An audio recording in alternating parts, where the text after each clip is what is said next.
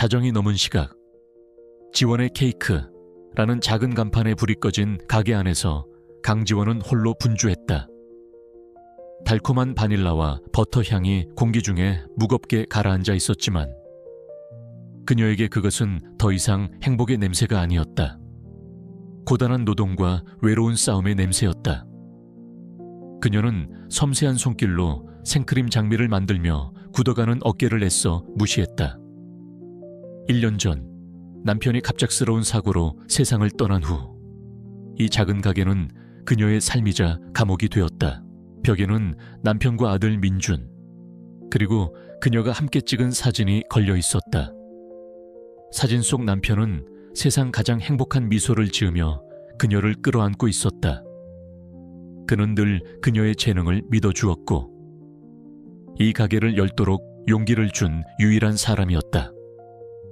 그가 떠나기 한 달 전, 그는 강아지 한 마리를 집으로 데려왔었다.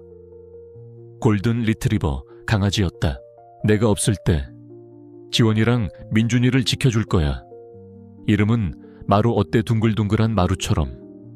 우리 가족을 든든하게 받쳐주라고. 그의 목소리가 귓가에 생생하게 울리는 듯해 지원은 잠시 눈을 감았다. 마루는 정말로 남편의 마지막 말처럼 그녀와 민준의 곁을 든든하게 지켜주는 유일한 위안이었다. 새벽 2시가 되어서야 지원은 파김치가 된 몸을 이끌고 집으로 돌아왔다. 현관문을 열자 커다란 덩치의 마루가 꼬리를 흔들며 그녀를 맞았다. 녀석은 짖지도 않고 그저 묵묵히 그녀의 다리에 머리를 부비며 지친 주인의 귀가를 방했다. 아들 민준이는 이미 깊이 잠들어 있었다. 지원은 마루의 등을 쓰다듬으며 고단한 하루의 시름을 잠시 잊었다. 녀석의 따뜻한 청아, 말없는 위로가 없었다면 그녀는 진작에 무너져 내렸을지도 모른다. 문제는 다음날 아침에 시작되었다.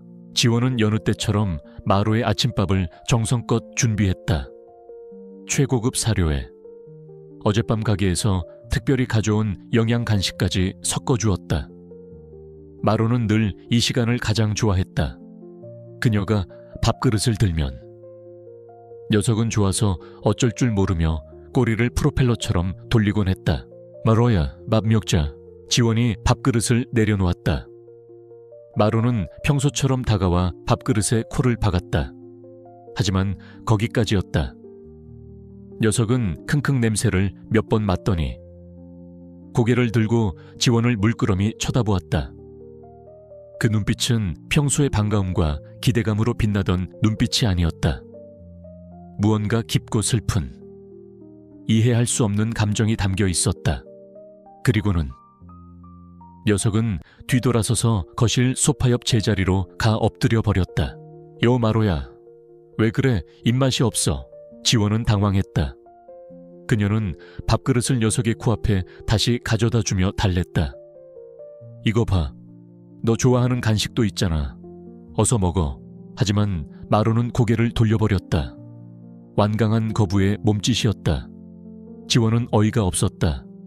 어제까지만 해도 그렇게 잘 먹던 녀석이 갑자기 왜 이러는지 알 수 없었다. 혹시 어디 아픈가 싶어 몸 구석구석을 만져보았지만 녀석은 아무런 통증 반응도 보이지 않았다. 그녀는 그저 녀석이 잠시 변덕을 부리는 것이라고 생각했다. 하지만 점심때도 저녁때도 상황은 마찬가지였다. 지원이 주는 밥그릇에는 입도 대지 않았다. 그녀가 잠시 자리를 비운 사이 7살배기 아들 민준이가 바닥에 흘린 과자 부스러기를 할짝거렸을 뿐 그녀가 정성껏 준비한 식사는 거들떠보지도 않았다. 마루가 왜 밥을 안 먹지? 엄마가 해준 밥이 맛이 없나? 민준이가 걱정스러운 얼굴로 물었다. 지원은 억지로 웃으며 아들의 머리를 쓰다듬었다. 아니야. 마루가 그냥 소화가 잘 안 되나 보다. 괜찮아질 거야. 하지만 그 다음 날도 또 그 다음 날도 마루의 단식 투쟁은 계속되었다. 지원의 걱정은 점점 커져갔다. 그녀는 인터넷을 뒤져 온갖 종류의 비싼 유기농 사료를 주문해 보았고 소고기와 닭가슴살을 삶아 특식을 만들어주기도 했다. 그러나 결과는 똑같았다. 마로는 그녀가 내미는 모든 음식을 거부했다. 녀석은 눈에 띄게 기운이 없어졌고 털의 윤기도 사라지는 것 같았다. 가장 이상한 점은 녀석이 그녀를 피하지는 않는다는 것이었다. 마로는 여전히 그녀의 곁을 맴돌았고 그녀가 소파에 앉아 있으면 조용히 다가와 무릎에 머리를 기댔다. 밤이면 그녀의 침대 발치에서 잠이 들었다. 마치 당신을 미워하는 게 아니에요 라고 말하는 것 같았다. 하지만 식사 시간이 되면 녀석은 돌처럼 굳어버렸다. 도대체 왜 이러는 거니? 마로야, 내가 뭘 잘못한 거야?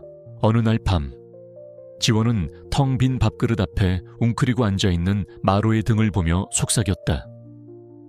그녀의 목소리에는 원망과 슬픔이 뒤섞여 있었다.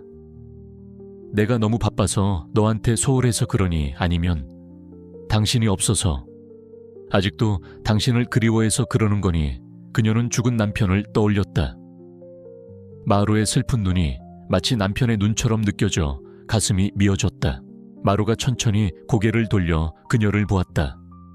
그리고 낑낑거리는 소리를 내며 앞발로 그녀의 손등을 툭 쳤다. 위로하는 듯한 혹은 무언가를 간절히 호소하는 듯한 몸짓이었다. 하지만 녀석은 끝내 밥그릇 쪽으로는 고개를 돌리지 않았다. 지원은 그 자리에 주저앉아 마로의 깊은 눈을 들여다보았다. 그 눈 속에는 거대한 슬픔과 이해할 수 없는 비밀이 담겨 있었다. 이것은 단순한 변덕이나 아픔이 아니었다. 마로는 온몸으로 필사적으로 무언가를 말하고 있었다. 지원은 알아들을 수 없는 그 침묵의 언어 앞에서 불길한 예감에 온몸을 떨었다. 마로의 단식은 일주일을 넘어섰다. 풍성하고 윤기나던 황금빛 털은 푸석해졌고 늠름했던 몸은 눈에 띄게 야위어 뼈대가 드러나기 시작했다. 강지원의 마음은 새까맣게 타들어갔다. 그녀는 더 이상 지체할 수 없다고 판단하고 마로를 데리고 시내에서 가장 평이 좋은 동물병원으로 향했다. 병원은 소독약 냄새와 동물들의 불안한 낑낑거림으로 가득했다.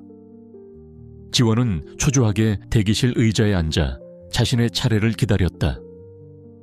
그녀의 무릎에 턱을 괴고 얌전히 앉아있는 마로는 병원 환경이 낯설 텐데도 이상할 정도로 차분했다.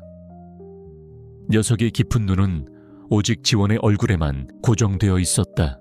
깡마로 보호자님, 들어오세요. 진료실에 들어서자 인상 좋은 중년의 수의사가 그들을 맞았다. 지원은 지난 일주일간의 상황을 빠짐없이 설명했다. 갑자기 시작된 식음 전폐, 특정 음식을 가리지 않고 오직 그녀가 주는 모든 음식을 거부하는 행동, 그리고 눈에 띄는 체중 감소까지. 수의사는 고개를 갸웃거리며 마로의 몸을 꼼꼼히 살폈다. 일단 기본적인 검사를 다 해보죠. 혈액검사, 엑스레이, 초음파까지. 스트레스성 거식증일 수도 있지만 다른 가능성을 모두 배제해야 하니까요. 검사가 진행되는 동안 지원은 유리창 너머로 마로를 보며 안절부절 못했다. 낯선 기계들 앞에서 묵묵히 검사를 받는 녀석의 모습이 안쓰러워 눈시울이 붉어졌다. 제발 큰 병만 아니기를. 그녀는 속으로 몇 번이나 기도했다. 1시간이 지났을까? 수의사가 복잡한 표정으로 검사 결과지를 들고 나타났다. 보호자님, 이상하네요. 그 한마디에 지원의 심장이 쿵 내려앉았다. 혈액검사 결과 모든 수치가 지극히 정상입니다. 염증 반응도 없고 간이나 신장 기능에도 아무런 문제가 없어요. 엑스레이나 초음파 상으로도 종양이나 이물질 같은 건 전혀 보이지 않습니다. 신체적으로는 아주 건강합니다. 네, 그게 무슨 말씀이세요? 그럼 왜 밥을 안 먹는 거죠? 지원은 이해할 수 없다는 얼굴로 되물었다. 글쎄요. 이런 경우는 보통 심리적인 요인이 큽니다. 혹시 최근에 환경이 바뀌었다거나 큰 스트레스를 받을 만한 일이 있었나요? 이를테면 가족 구성원의 부재 같은 수의사의 마지막 말은 조심스러웠다. 지원은 입술을 깨물었다. 남편의 죽음, 마로가 남편을 얼마나 따랐는지 생각하면 충분히 가능한 이야기였다. 남편이 1년 전에 세상을 떠났어요. 아, 그러셨군요.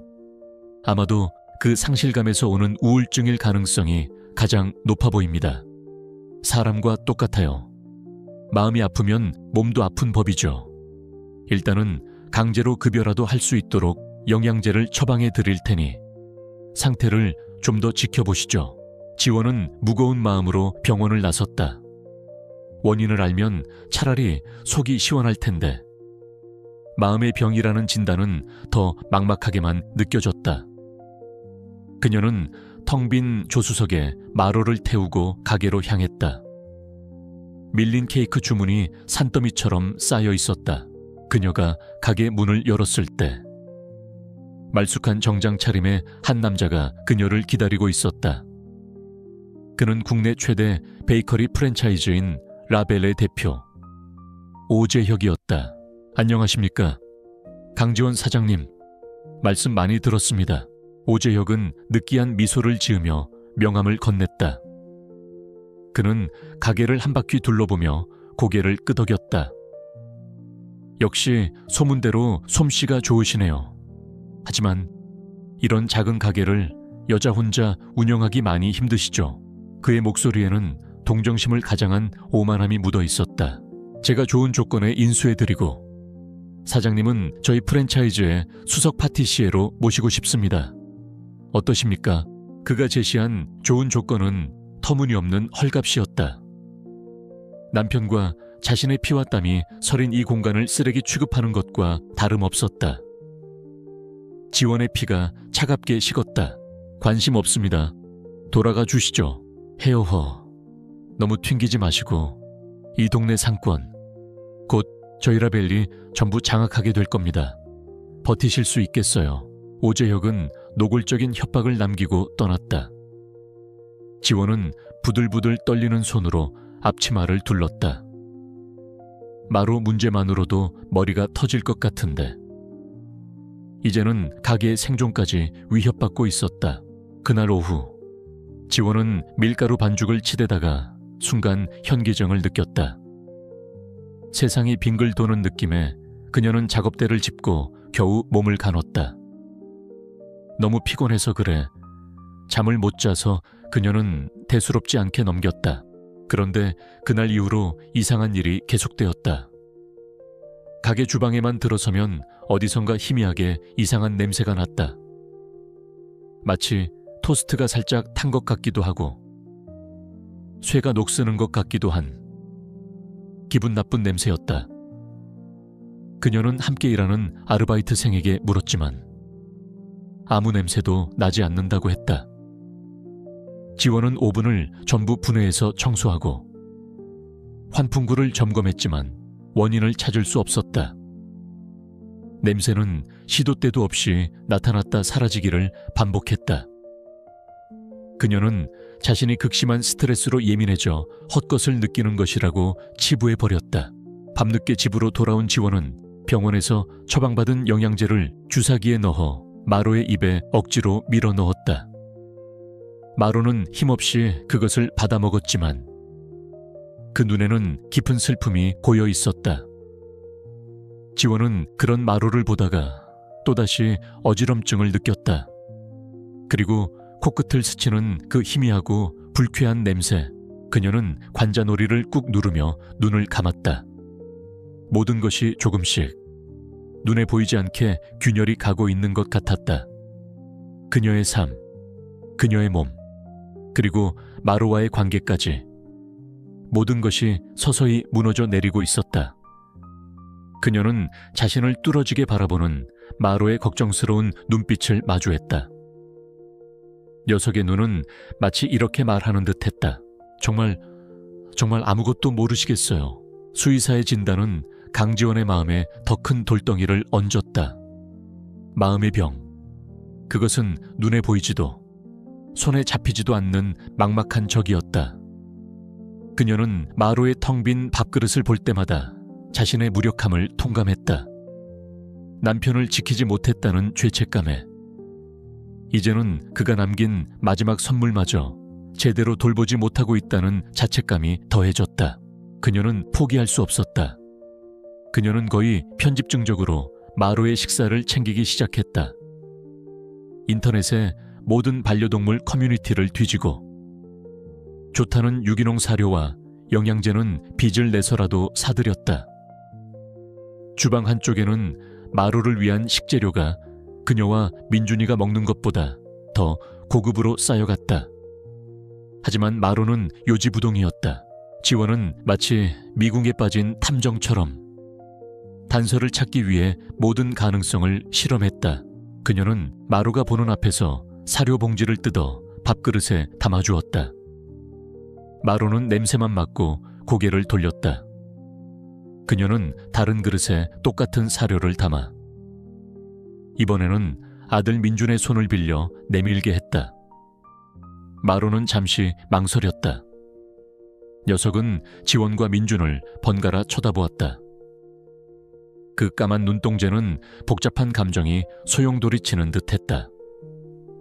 이윽고 녀석은 조심스럽게 다가와 민준의 손에 들린 밥그릇의 사료를 먹기 시작했다. 지원은 숨을 죽이고 그 광경을 지켜보았다. 심장이 거세게 뛰었다. 그녀는 또 다른 실험을 했다. 닭가슴살을 삶아 두 그릇에 똑같이 나눠 담았다. 한 그릇은 그녀가, 다른 한 그릇은 민준이가 동시에 마루 앞에 내려놓았다.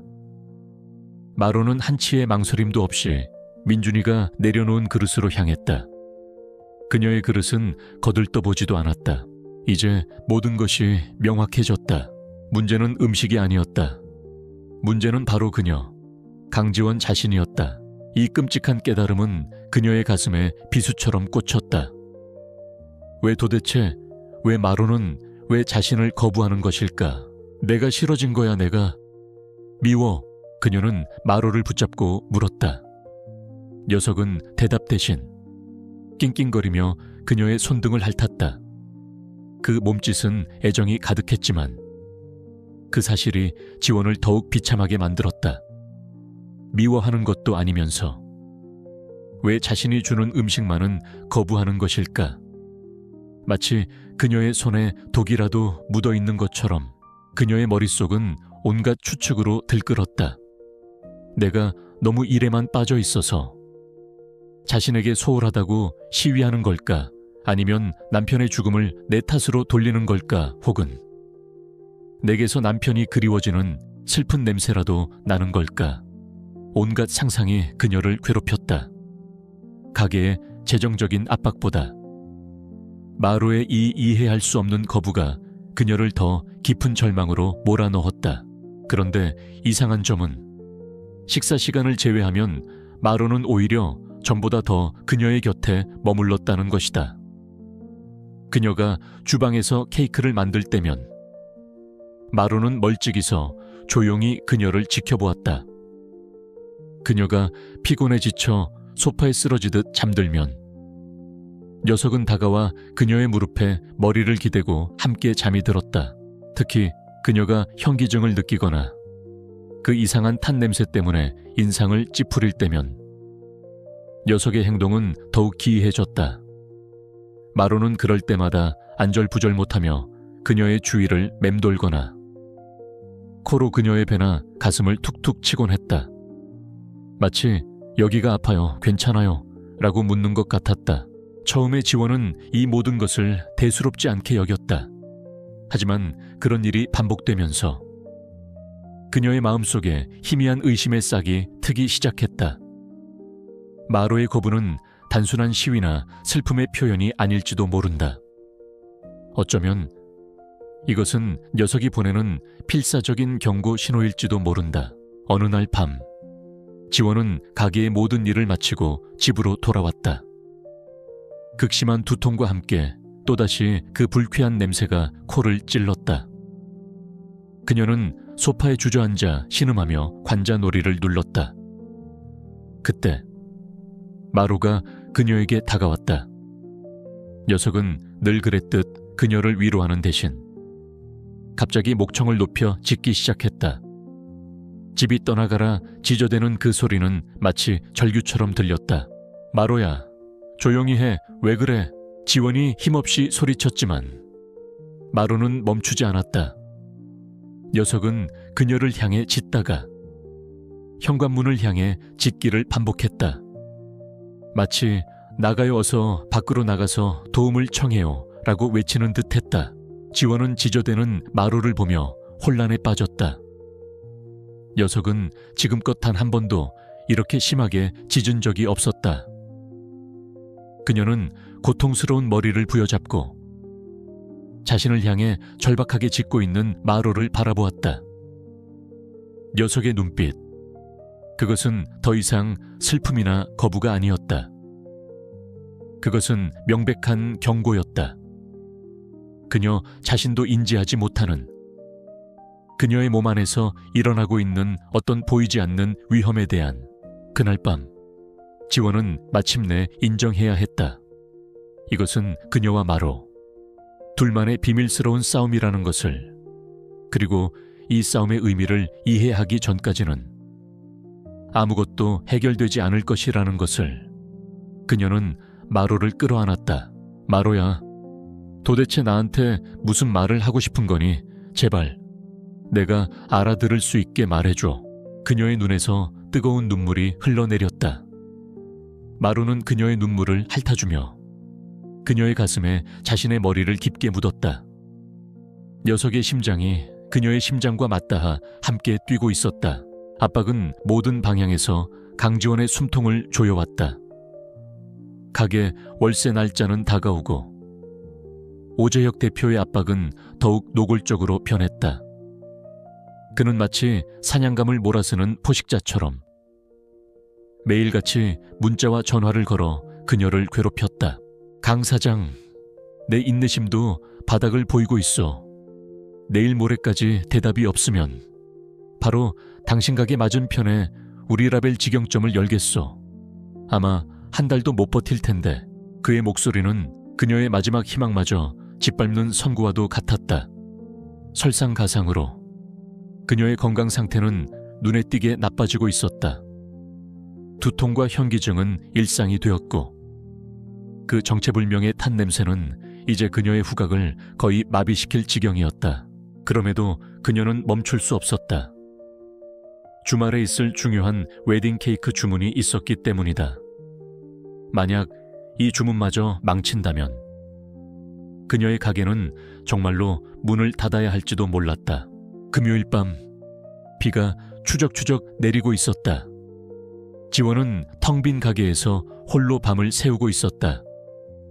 3단으로 이루어진 거대한 웨딩 케이크의 마지막 장식 작업을 하는 중이었다. 그녀의 손은 미세하게 떨리고 있었지만 초인적인 집중력으로 버텨내고 있었다. 이 케이크는 그녀의 자존심이자 마지막 보루였다. 마로는 그날따라 유난히 불안해 보였다.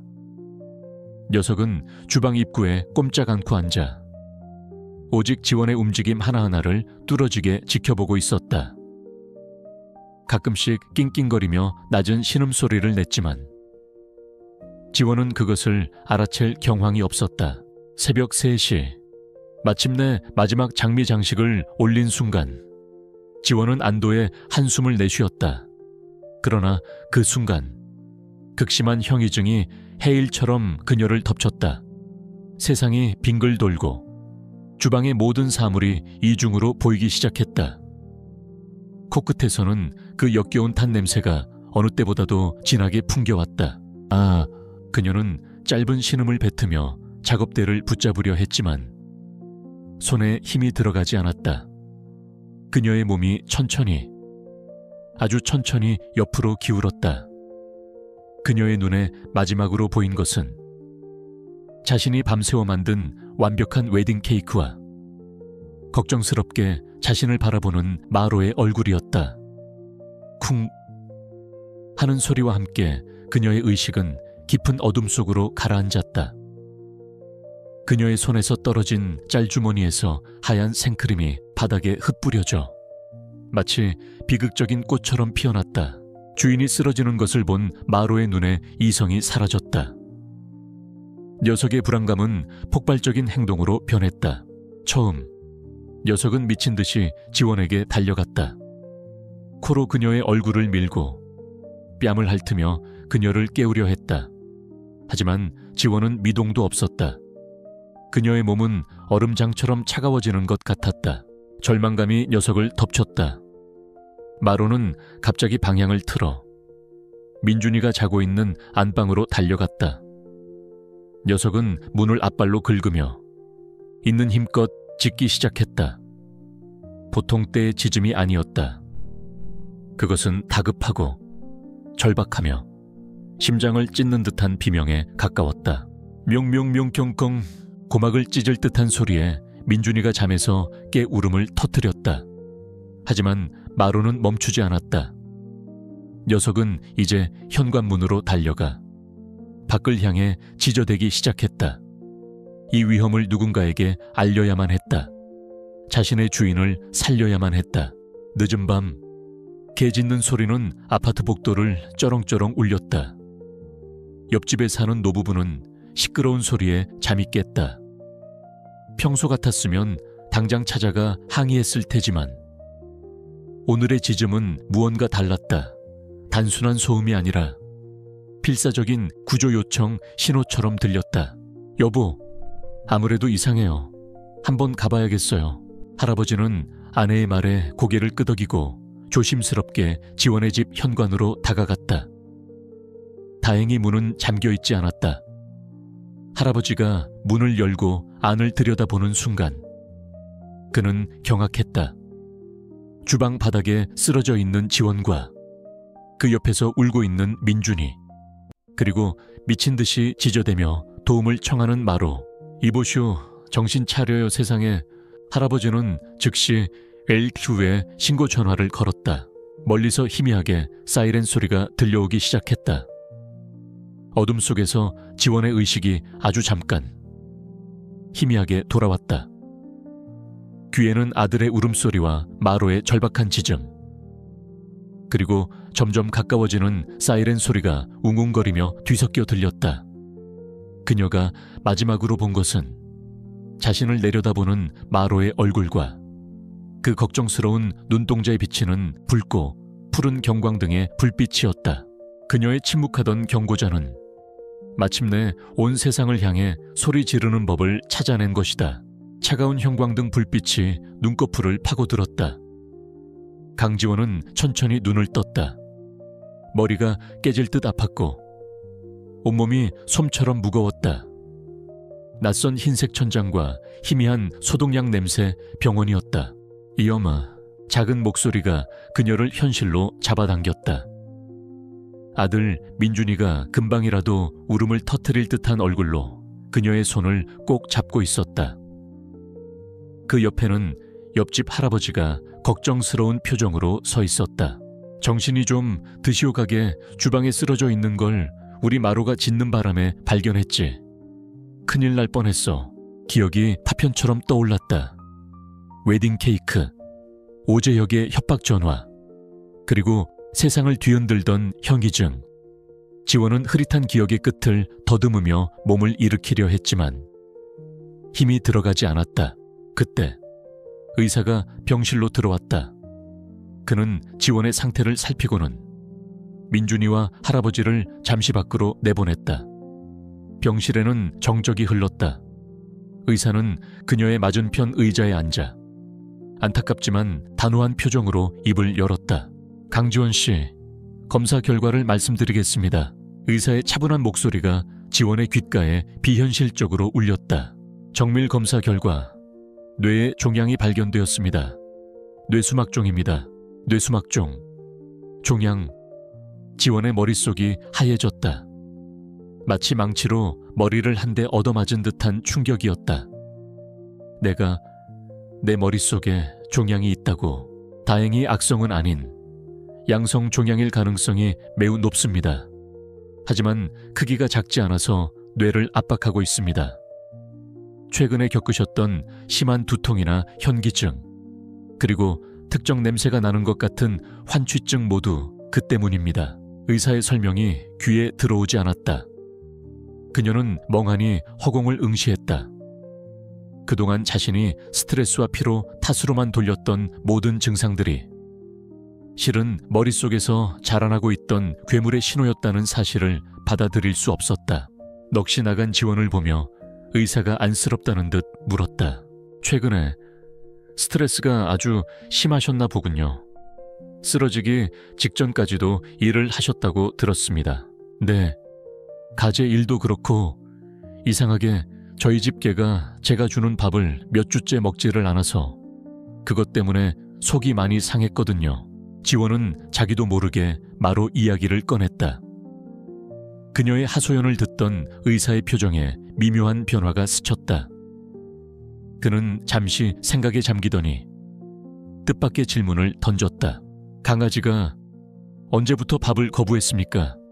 그리고 보호자님이 주는 음식만 거부했나요?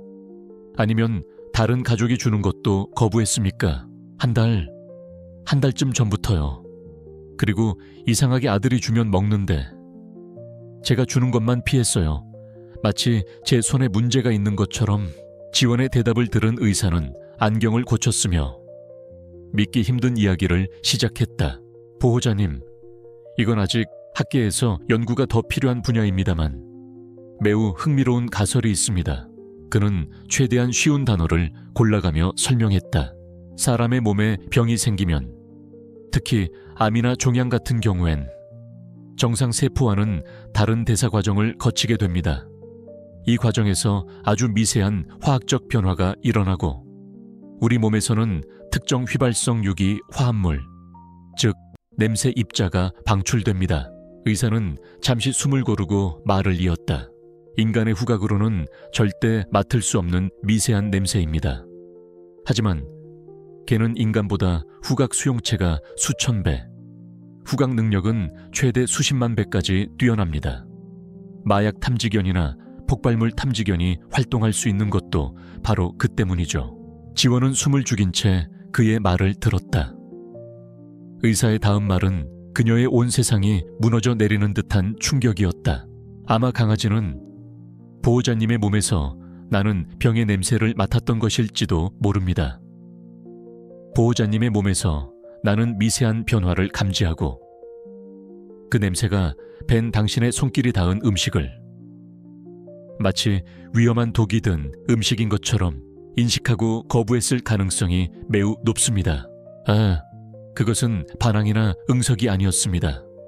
아마도 자신의 주인을 살리기 위해 녀석이 할 수 있는 유일하고도 가장 절박한 신호였던 셈입니다. 의사의 마지막 말이 병실의 공기 속에 흩어졌다. 지원은 아무 말도 할 수 없었다. 그녀는 멍하니 흰색 병원 벽을 응시했다. 귓께서는 의사의 목소리가 메아리쳤다. 병의 냄새, 주인을 살리기 위한 절박한 신호, 모든 퍼즐 조각이 맞춰지는 순간이었다. 마로의 슬펐던 눈동자, 그녀가 주는 밥 앞에서 고개를 돌리던 완강한 몸짓, 그녀가 현기증을 느낄 때마다 불안하게 낑낑거리던 소리, 그녀를 향해 필사적으로 지저대던 그날 밤의 절규까지, 그 모든 것이 미움이나 원망이 아니었다. 경고였다. 사랑하는 주인을 잃을지도 모른다는 공포 속에서 말이 통하지 않는 동물이 보낼 수 있는 가장 처절한 사랑의 표현이었다. 지원아, 아프지 마. 지원아, 병원에 가봐. 제발 내 말을 좀 들어줘. 마로는 온몸으로 그렇게 외치고 있었던 것이다. 하지만 그녀는 그 언어를 전혀 알아듣지 못했다. 오히려 녀석을 원망하고 자신의 처지를 비관했다. 그녀의 눈에서 뜨거운 눈물 한 방울이 힘없이 흘러내렸다. 그동안 억눌러 왔던 모든 감정이 한꺼번에 터져 나왔다. 미안함, 고마움, 그리고 자신의 어리석음에 대한 참을 수 없는 회한. 그 거대한 진실의 무게 앞에서 그녀는 소리 없이 오열하기 시작했다.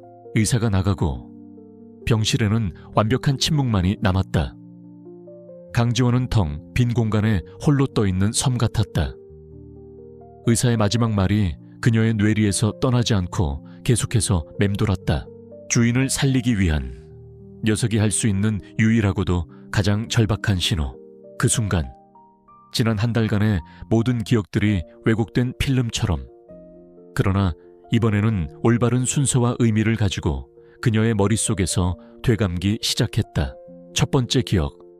처음으로 마로가 밥을 거부하던 그 아침. 그녀는 녀석의 행동을 이해하지 못하고 짜증을 냈었다. 그저 변덕이 심한 개라고, 까다로운 녀석이라고 생각했다. 하지만 이제 와 돌이켜보니 마로의 눈빛은 반항이 아니었다. 그것은 혼란과 공포였다. 매일같이 사랑과 신뢰의 상징이었던 주인의 손에서 어느 날 갑자기 맡게 된 낯설고 불길한 죽음의 냄새. 녀석은 얼마나 무섭고 혼란스러웠을까. 두 번째 기억. 동물병원에서의 하루. 그녀는 모든 검사 결과가 정상이라는 말에 안도하면서도 원인을 찾지 못해 답답해했다. 이제 와 생각하니 그 모든 검사는 마로에게 얼마나 큰 스트레스였을까. 아무런 잘못도 없이 아프지도 않은 몸으로 낯선 병원에서 주사를 맞고 차가운 기계 위에 누워있어야 했던 녀석. 정작 아픈 것은 자신이었는데 그녀는 마로에게 몹쓸 짓을 했다는 죄책감에 가슴이 저며왔다. 세 번째 기억.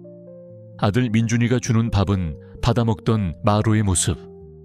그 순간 그녀가 느꼈던 배신감과 서운함. 하지만 그것은 배신이 아니었다. 그것은 본능이었다. 마로는 강지원이라는 한 사람을 거부한 것이 아니었다. 그녀의 몸에서 피어나는 병을 거부했던 것이다. 마치 어미새가 병든 새끼를 둥지 밖으로 밀어내는 냉정한 자연의 섭리처럼, 혹은 자신의 생존을 위해 위험한 음식을 피하는 동물의 순수한 본능처럼, 어쩌면 마로는 그 병이 자신에게 옮을까 두려웠던 것이 아니라 그 병이 자신을 통해 사랑하는 작은 주인 민준이에게까지 번질까봐 두려워했던 것일지도 모른다. 네 번째 기억. 그녀가 두통과 현기증으로 괴로워할 때마다 유난히 안절부절 못하며 그녀의 곁을 맴돌던 마로의 모습, 낑낑거리며 그녀의 가슴과 머리를 코로 툭툭 치던 그 행동들. 그것은 단순한 어리광이나 위로가 아니었다.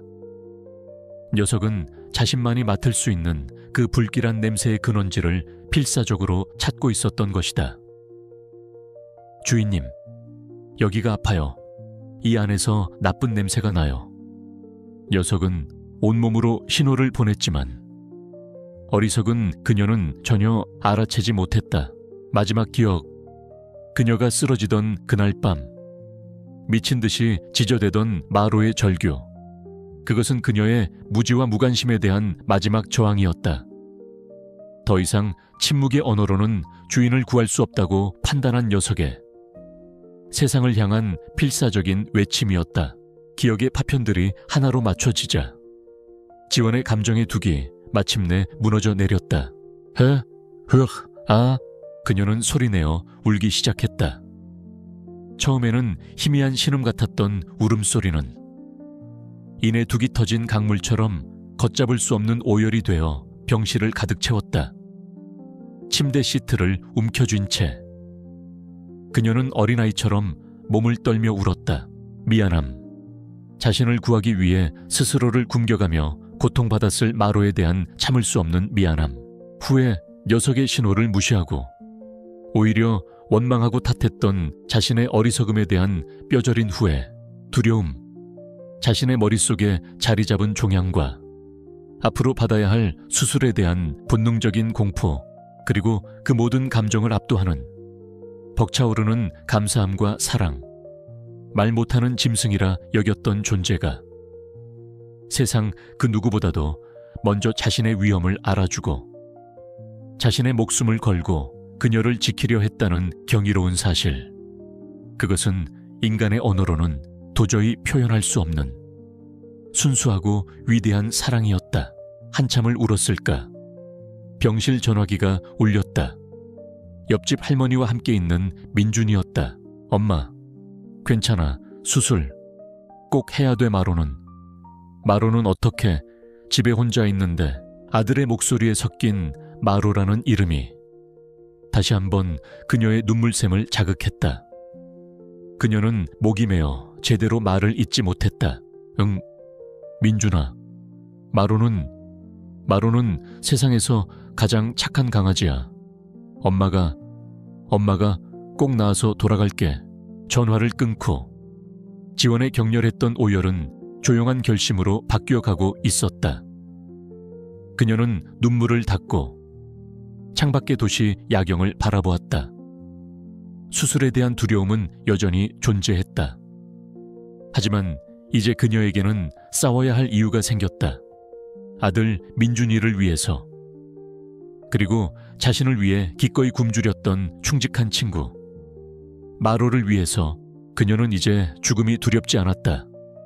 마로가 알려준 생명의 소중함을 그녀는 이제야 깨달았기 때문이다. 그녀는 마로에게 진 빚을 갚아야 했다. 반드시 살아남아서 이제는 자신이 녀석의 곁을 지켜주어야 했다. 지원이는 허공에 대고 나직이 속삭였다. 집에서 홀로 자신을 기다리고 있을 마로에게 보내는 그녀의 첫 번째 약속이었다. 마로야, 기다려줘. 꼭 건강해져서 돌아갈게. 이제 내가 널 지켜줄 차례야. 계절이 바뀌어 병원의 창밖으로 따스한 봄볕이 내리쬐었다. 강지원의 뇌수술은 성공적으로 끝났다. 그녀의 머리카락 아래에는 희미한 흉터가 남았지만 그녀의 눈빛은 그 어느 때보다 맑고 강인했다. 그녀는 기나긴 재활의 시간을 묵묵히 견뎌냈다. 아들 민준이와, 그리고 매일같이 면회를 와서 그녀의 손만 핥아주고 가던 마로를 생각하며 퇴원 후 지원이 가장 먼저 한 일은 오재혁 대표에게 연락한 것이었다. 예전처럼 그의 사무실로 찾아가는 대신 그녀는 그를 자신의 작은 가게로 불렀다. 가게를 팔겠습니다. 오재혁의 얼굴에 의기양양한 미소가 떠올랐다. 하지만 지원의 다음 말에 그의 미소는 굳어졌다. 단, 제가 제시하는 가격과 조건으로요. 그리고 저희 아르바이트생의 고용 승계 반드시 보장해 주셔야 합니다. 싫으시면 저는 이 가게를 다른 사람에게 넘기거나 혹은 문을 닫고 온라인 베이커리로 전환할 겁니다. 이제 저는 시간에 쫓기지 않거든요. 지원에게서는 더 이상 절박하거나 불안한 기색을 찾아볼 수 없었다. 그녀는 모든 것을 잃을 뻔한 사람이 가질 수 있는 특유의 평온함과 단호함을 지니고 있었다. 그녀는 패배해서 가게를 파는 것이 아니었다. 자신의 삶을 되찾기 위해 스스로 선택한 것이었다. 결국 오재혁은 그녀의 모든 조건을 받아들일 수밖에 없었다. 가게를 정리한 돈으로 지원은 작은 집을 얻고 남은 돈은 자신의 치료비와 아들의 미래를 위해 저축했다. 그녀는 더 이상 새벽까지 케이크를 만들지 않았다. 대신 아침이면 아들 민준이의 손을 잡고 공원으로 산책을 나갔고 오후에는 집 안의 작은 주방에서 소량의 주문 케이크만 만들었다. 그녀의 새로운 온라인 베이커리의 이름은 마로의 과자점이었다. 삶은 소박해졌지만 행복의 밀도는 훨씬 더 높아졌다. 그녀는 웃음을 되찾았고 민준이의 웃음소리는 집안에 가득했다. 그리고 마로, 녀석은 재활 기간 동안 야위었던 몸을 되찾고 다시 예전처럼 윤기나는 털을 가진 늠름한 모습으로 돌아왔다. 하지만 단 한 가지, 녀석은 여전히 지원이가 주는 밥을 먹지 않았다. 의사는 말했다. 아마도 트라우마 때문일 겁니다. 보호자님의 몸에서는 더 이상 나쁜 냄새가 나지 않지만 녀석의 기억 속에는 주인이 주는 음식, 하여튼 위험이라는 공식이 깊게 각인되어 있겠죠. 시간이 약일 겁니다. 지원은 조급해하지 않았다. 그녀는 매일 아침 민준이가 마로에게 밥을 주는 모습을 미소 지으며 지켜볼 뿐이었다. 그것만으로도 그녀는 충분히 감사했다. 그리고 마침내 약속의 날이 찾아왔다. 수술 후 6개월이 지난 눈부시게 화창한 봄날의 오후였다. 지원은 마로를 위한 특별한 식사를 준비했다. 신선한 소고기와 채소를 듬뿍 넣고 끓인 영양식이었다. 그녀는 밥그릇을 들고 마당으로 나갔다. 마로는 따스한 햇볕 아래에서 꾸벅꾸벅 졸고 있었다. 마로야, 지원의 부름에 마로가 눈을 떴다. 그녀는 조심스럽게 마치 성물을 내려놓듯 밥그릇을 녀석의 앞에 놓았다. 지난 몇 달간 수없이 반복했지만 늘 외면당했던 순간, 하지만 오늘은 무언가 다를 것 같은 예감이 들었다. 마로는 천천히 자리에서 일어났다. 녀석은 밥그릇으로 다가갔다. 그리고 냄새를 맡았다. 고소한 고기 냄새, 신선한 채소 냄새. 하지만 녀석이 정말로 확인하고 있는 것은 음식이 아니었다. 마로는 천천히 고개를 들어 지원을 바라보았다. 깊고 투명한 갈색 눈동자가 그녀의 눈을 똑바로 마주했다. 아주 오랫동안. 녀석은 그녀를 샅샅이 훑어보는 듯했다. 마치 마지막으로 확인하는 절차처럼. 이제 정말 괜찮으신 거죠? 이제 더는 아픈 냄새가 나지 않는 거죠? 라고 묻는 듯했다. 지원은 숨을 죽이고 녀석의 다음 행동을 기다렸다. 마침내 마로의 꼬리가 아주 서서히 부드럽게 움직이기 시작했다. 그리고 짧게 멍하고 짖었다. 안심과 허락의 신호였다. 녀석은 고개를 숙여 밥그릇에 담긴 음식을 먹기 시작했다. 허겁지겁 먹는 것이 아니라 한 입 한 입 음미하며 주인의 사랑을 확인하며 먹었다. 그 순간 지원의 눈에서 뜨거운 눈물이 주르륵 흘러내렸다. 지난번 병실에서 흘렸던 회한과 미안함의 눈물과는 다른 너무나 따뜻하고 맑은 눈물이었다. 기쁨과 안도, 그리고 형언할 수 없는 사랑이 담긴 눈물이었다. 엄마, 왜 울어? 어느새 다가온 민준이가 그녀의 얼굴을 보며 물었다. 지원은 활짝 웃으며 아들을 끌어안았다. 너무 행복해서 그래. 우리 아들 마로가 드디어 엄마가 해준 밥을 먹어주잖아. 그녀는 우는 동시에 웃고 있었다. 마당에는 세 식구의 웃음소리와 울음소리가 봄 햇살 아래 아름답게 뒤섞였다. 그날 이후 마로는 다시 예전처럼 지원이 주는 밥을 맛있게 먹었다. 마치 길고 길었던 겨울잠에서 깨어난 것처럼. 지원은 종종 생각한다. 말 못하는 짐승이라 여겼던 마로가 사실은 그녀에게 세상 그 어떤 현자보다 더 깊은 가르침을 주었다고. 잊고 있던 생명의 소중함을, 조건 없는 사랑의 위대함을, 그리고 침묵 속에 담긴 진실의 무게를. 그녀의 두 번째 인생은 바로 이 충직한 친구가 준 기적 같은 선물이었다.